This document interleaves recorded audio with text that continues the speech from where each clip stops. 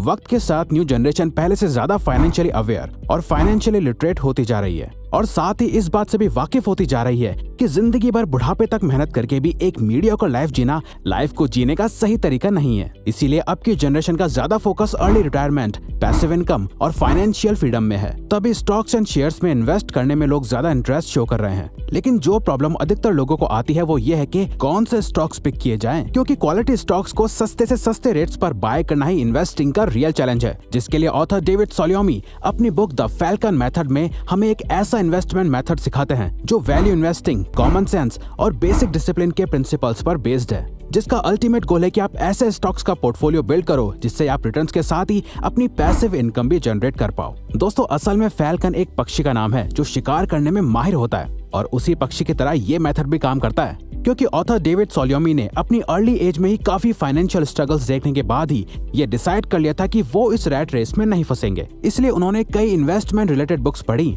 और 24 की एज में अपनी पहली कंपनी बिल्ड करके सेल कर दी और उसके बाद भी उन्होंने कई डिफरेंट फील्ड्स में कंपनीज बिल्ड करी और उन्हें सेल करा, जिससे उन्हें कंपनीज की काफी इनसाइड नॉलेज मिली जिसके बारे में नॉर्मल इन्वेस्टर कभी जान नहीं पाते, जिस नॉलेज की वजह से ऑथर को एक बेटर इन्वेस्टर बनने में बहुत मदद मिली और फिर वो 33 की एज में ही फाइनेंशियली फ्री हो गए, जो अगर आप भी करना चाहते हो और स्टॉक इन्वेस्टिंग में लॉन्ग टर्म के लिए पैसिव इनकम जनरेट करना चाहते हो तो ये वीडियो पूरा एंड तक जरूर देखना। So number 1, the black box. जब भी आप किसी में इन्वेस्ट करें, ऑथर कहते हैं कि आपको उस कंपनी को एक ब्लैक बॉक्स की तरह ट्रीट करना चाहिए, जहां 2 तरह के पाइप्स लगे हुए हैं। कुछ हैं इनपुट पाइप्स, जहां से कंपनी की सारी रेवेन्यू स्ट्रीम अटैच्ड होती है, जहां से कंपनी के पास पैसा आता है अपने प्रोडक्ट्स या सर्विसेज सेल करके, बैंक से लोन लेकर या इक्विटी शेयर्स के रूप में, जहां पब्लिक कंपनी के शेयर्स बाय करके उन्हें पैसा देती है। वहीं आउटपुट पाइप से कंपनी के सारे एक्सपेंसेस फ्लो होते हैं, कंपनी को मेंटेन करने की कॉस्ट, एम्प्लॉयज की salary, production cost, marketing cost etcetera. But author कहता है कि आपको एक आउटपुट पाइप पर फोकस करना है जो है प्रॉफिट, क्योंकि कंपनी की वर्किंग को पूरी तरह समझ जाने के बाद भी आपको सिर्फ और सिर्फ अपने प्रॉफिट से मतलब है, जिसे आप इन 3 फैक्टर से समझ सकते हो कि एक कंपनी कैसे अपने प्रॉफिट्स को यूटिलाइज कर रही है। Payment to shareholders, company की रिटर्न इन्वेस्टमेंट रेशियो कितना स्ट्रांग है, जिससे आप ये डिटरमाइन कर सकते हो कि इस कंपनी से आपको पर शेयर कितना ROI मिल सकता है। शेयर बायबैक्स का मतलब कंपनी खुद के स्टॉक्स बाय करके पब्लिकली अवेलेबल शेयर्स को कितना लिमिट कर देती है और ऐसा करने से कंपनी को कितना प्रॉफिट या लॉस होता है। रिटेन्ड अर्निंग्स, ये वो अर्निंग होती है जो कंपनी अपने फ्यूचर एक्सपेंसेस के लिए कंपनी के कैपिटल फंड में सेव कर लेती है।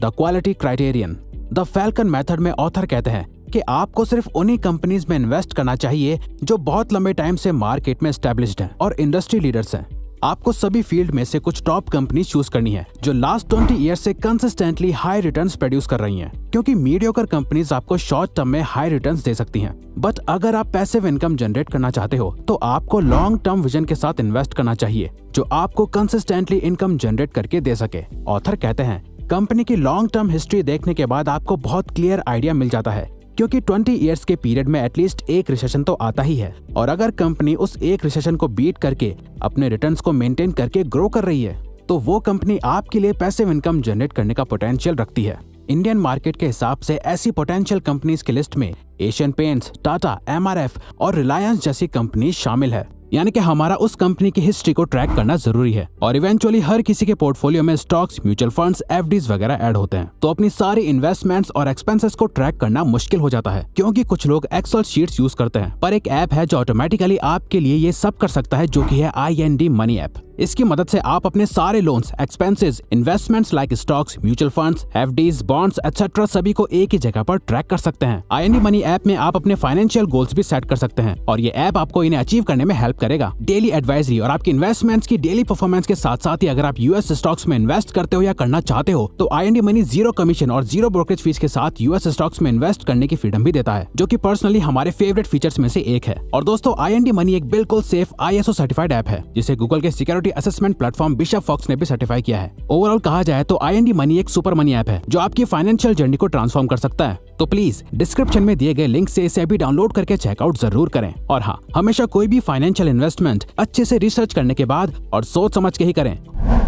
द वैल्यू क्राइटेरियन, हर कोई यही चाहता है कि उन्हें सारी हाई क्वालिटी की चीजें कम से कम प्राइस पर मिले, बट लोग स्टॉक्स खरीदते टाइम बार्गेन नहीं करते क्योंकि उन्हें पता ही नहीं होता कि उस स्टॉक की रियल वैल्यू क्या है। बिलियनियर इन्वेस्टर वॉरेन बफेट कहते हैं, चाहे स्टॉक्स अप हो या मार्केट डाउन, मैं हमेशा क्वालिटी मर्चेंडाइजेस सस्ते में खरीदना पसंद करता हूँ। स्टॉक्स को चीप प्राइसेस पे बाय करने से लॉन्ग टर्म में आपके रिटर्न्स बूस्ट हो जाते हैं। बट ये जानने के लिए कि स्टॉक की एक्चुअल प्राइस क्या है, आपको कंपनी की वैल्यूएशन के बारे में पता होना बहुत जरूरी है, जिसे चेक करने के लिए आप कुछ इंडिकेटर्स जैसे प्राइस टू अर्निंग रेशियो और प्राइस टू कैश फ्लो का यूज कर सकते हो, जिससे आप ये पता लगा सकते हो कि वो कंपनी कितने प्रॉफिट या लॉस में है, कंपनी ने अपने कैश फ्लो को कैसे मेंटेन करा हुआ है और पर स्टॉक उस कंपनी की क्या वैल्यू है और मार्केट के अकॉर्डिंग वो कितना चीप या ओवर प्राइस्ड है। बेसिकली कहने का मतलब ये है कि जब मार्केट डाउन हो तो आपको अपनी टॉप सिलेक्टेड कंपनीज के शेयर्स को बाय कर लेना चाहिए, क्योंकि उस टाइम आप ये मान लो कि स्टॉक मार्केट में शेयर प्राइसेस सेल पर मिल रहे होते हैं, जिससे आप स्टॉक्स को उसके एक्चुअल प्राइस से कम डिस्काउंट में बाय कर सकते हो, जो आपके फ्यूचर रिटर्न्स में बहुत फायदा देता है।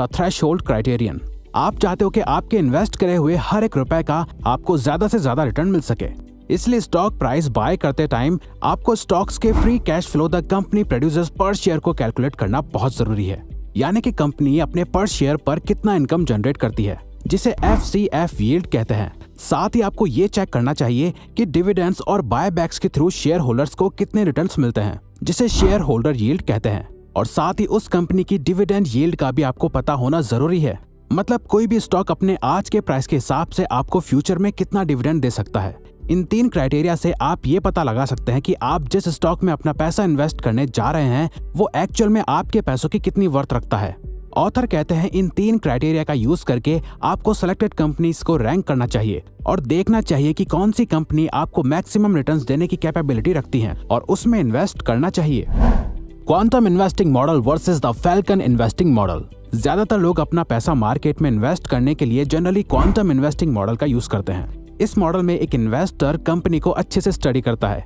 उसका business model, reputation, growth, profits, dividends, इन सभी फैक्टर्स को ध्यान में रख के कंपनीज की लिस्ट निकालते हैं जिसमें वो अपना पैसा इन्वेस्ट करना चाहेंगे। और ऐसे लोग एटलीस्ट 1 साल के लिए अपना पैसा इन्वेस्ट करके छोड़ देते हैं, जिसके बाद उन्हें काफी अच्छा रिटर्न मिलता है और वो अपने उन स्टॉक्स को सेल करके किसी दूसरी कंपनी में या अपनी इन्वेस्टमेंट को डाइवर्सिफाई करके इसी सेम मॉडल का यूज करके इन्वेस्ट करते हैं और इस सेम प्रोसेस को हर साल रिपीट करते हैं। ऑथर कहते हैं कि इस मेथड में कोई बुराई नहीं है, क्योंकि ये प्योरली डेटा पर बेस्ड है। आपके इमोशंस आपकी इन्वेस्टिंग को अफेक्ट नहीं करते, पर इस मेथड में आप प्योरली रिटर्न्स पर फोकस करते हैं, जिस वजह से लोग ऐसी कंपनीज में भी इन्वेस्ट कर देते हैं जिनके बारे में उन्हें कुछ पता ही नहीं होता और जिस वजह से कई बार इन्वेस्टर्स को भारी लॉस भी उठाना पड़ता है। इसी मिस्टेक से बचने के लिए ऑथर ने द फैल्कन मेथड बिल्ड करा, जो बिल्कुल full proof highly structured investing approach है जो लॉन्ग टर्म में पैसिव इनकम बिल्ड करने की कैपेबिलिटी रखती है। यानी कि द फैल्कन मेथड में author bye and hold technique को यूज करना रेकमेंड करते हैं। आपको ऐसा पोर्टफोलियो बिल्ड करना है जिसे आप लॉन्ग टर्म के लिए होल्ड करके रख सकें,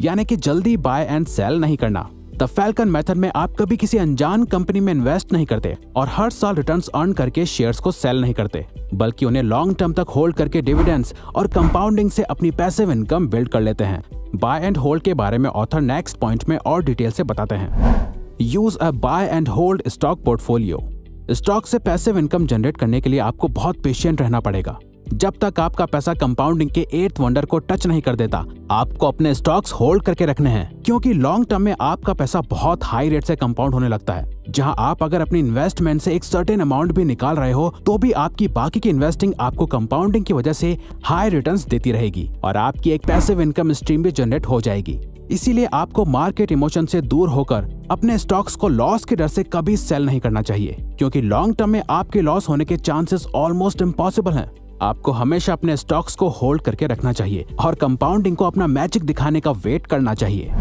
व्हेन टू सेल।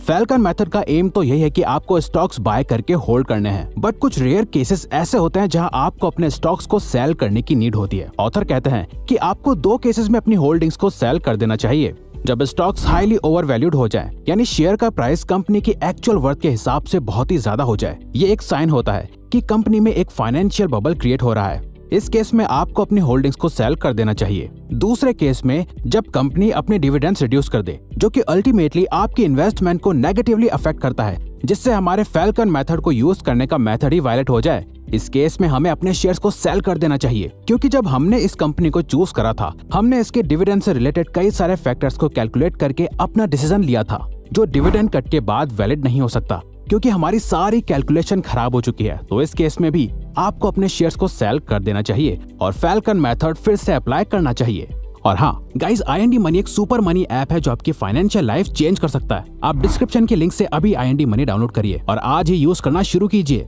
तो अगर आपको ये वीडियो अच्छी लगी तो वीडियो को लाइक और सब्सक्राइब बटन पे क्लिक करके इस चैनल को ग्रो करने में सपोर्ट करो और बेल नोटिफिकेशन ऑन कर लीजिए ताकि आप आने वाली वीडियोस मिस ना कर पाओ। Thank you for watching.